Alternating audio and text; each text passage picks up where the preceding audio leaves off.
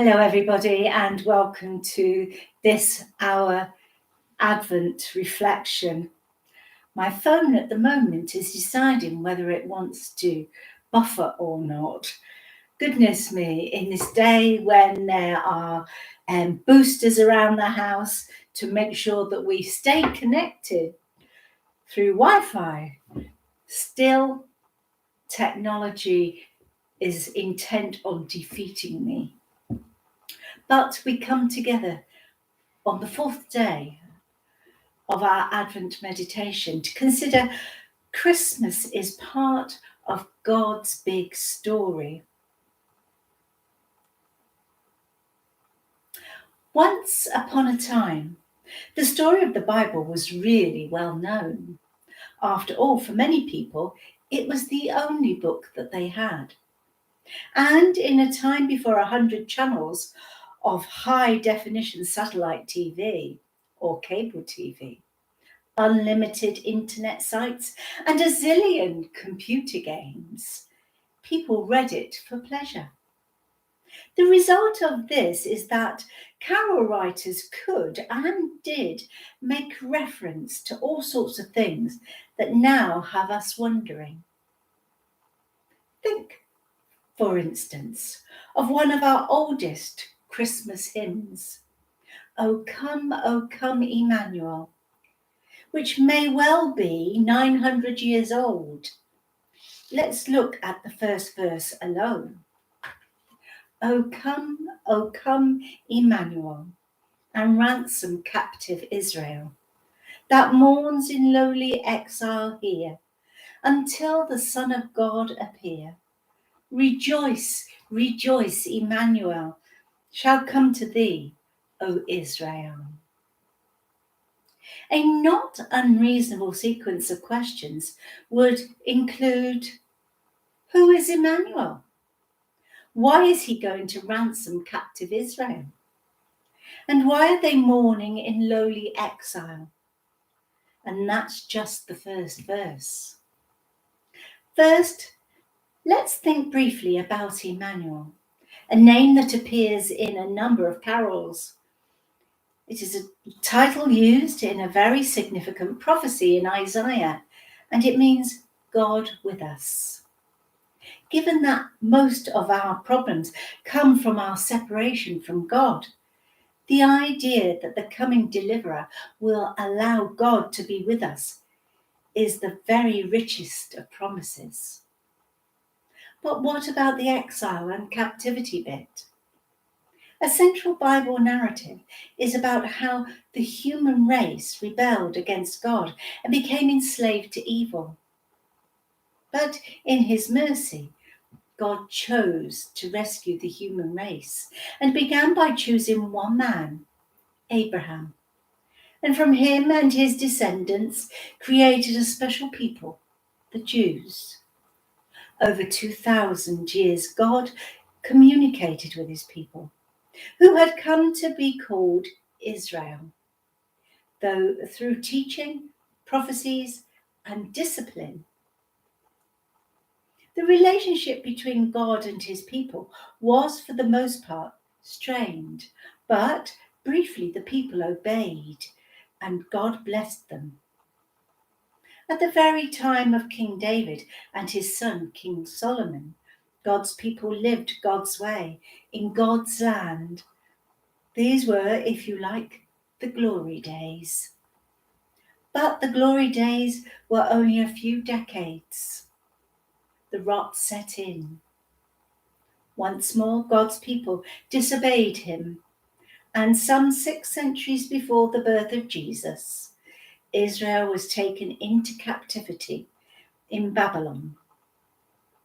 Although around 70 years later, God's people were released and returned back to the promised land, the good old days never returned. At the time of Jesus' birth, 5 centuries later, God's people still felt they were in captivity and mourning, in lowly exile. Like any hostage, they desperately need someone to come and ransom them. They looked forward to the Redeemer who would ransom them, the one whom they called the Messiah, or to use the Greek, the Christ. So what does this mean to us?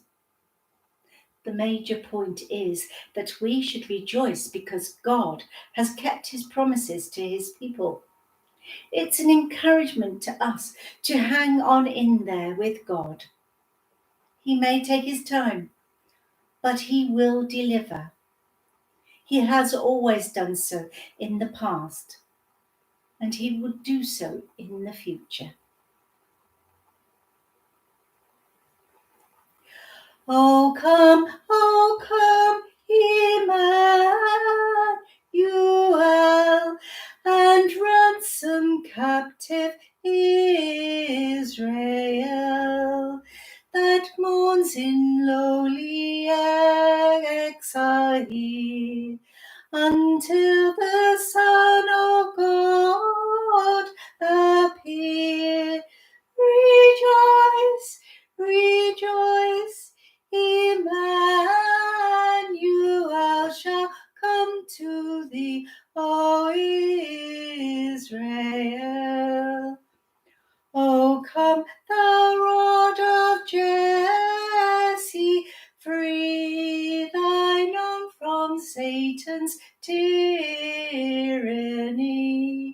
From depths of hell thy people save, and give them victory o'er the grave. Rejoice, rejoice, Emmanuel shall come to thee, O Israel. O come, thou dayspring from on high, and cheer us by thy drawing nigh.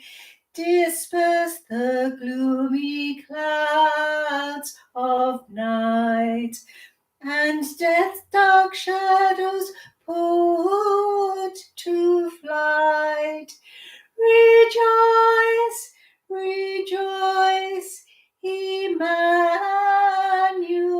shall come to thee, O Israel. O come, thou Key of David, come and open wide our heavenly home. Make safe the way that leads on high, and close the path to misery. Rejoice, rejoice, Emmanuel shall come to thee, O Israel. O come, Adonai, Lord of might, who to thy tribes on Sinai's height in ancient times did give the law in cloud and majesty and awe. Rejoice, rejoice, Emmanuel shall come to thee, O Israel.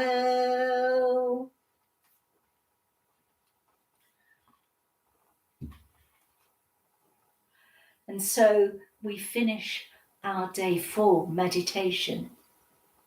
And we give thanks to God on high that we have reason to be joyful, to rejoice, because the Messiah was sent. Christ came and he lived among us. And for that we must all say, Amen.